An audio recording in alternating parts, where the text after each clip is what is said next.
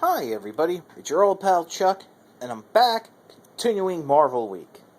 Well, you have Spider-Man, you need to have what I consider to be his greatest nemesis. From Series 4, Number 8, Kraven the Hunter. The fact that it took this long to get a Kraven figure, some people would say that's insane. In my opinion, I'm glad they waited because the sculpting and detail by this point in the Marvel Universe line is fantastic. Front of the box, comic little collectible card, bio, cross-sell, and of course Rocket Raccoon wants to tell you, never doubt a raccoon. So okay, let's bring in Kraven. I have to admit, right out of the package, I was a little disappointed with a couple things. Number one, his spear was positioned in such a way that, as you can see, it's bent, or it's meant to be like that. I'm not 100% sure.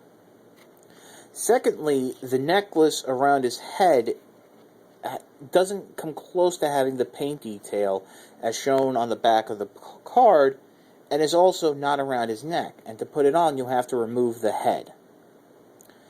Also, some of the joints seem to be a little warped. I think that'll just fix itself in time. But, again, action poses really don't work. It just ends up ruining the figure. But now let's get to what's great about this figure. And what's great about him is the detail. Lion mane vest. And it flows down the back. Just like the original comic book character. Belt, with the little loincloth in the front and the rear. Pouches. The lion details around his boots. There's wrapping. I don't know if you guys can really see that, but there's like wrapping detail around I guess it'd be the calf. The head sculpt. This really is Kraven. In my opinion, two of the greatest comic book stories of all time were Kraven's Last Hunt and then the graphic novel Soul of the Hunter. That, to me, really pushed Peter Parker to his limits and showed that Spider-Man isn't all fun and games and jokes.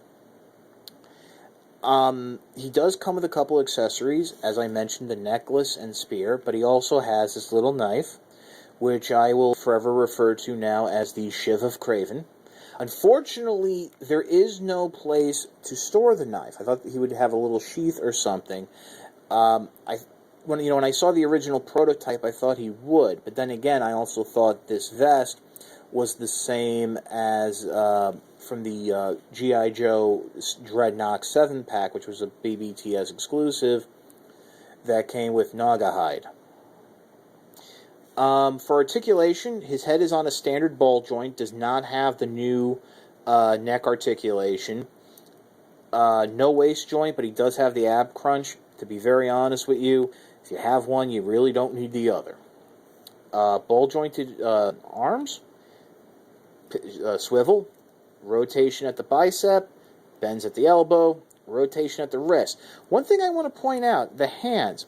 This hand has a molded trigger finger.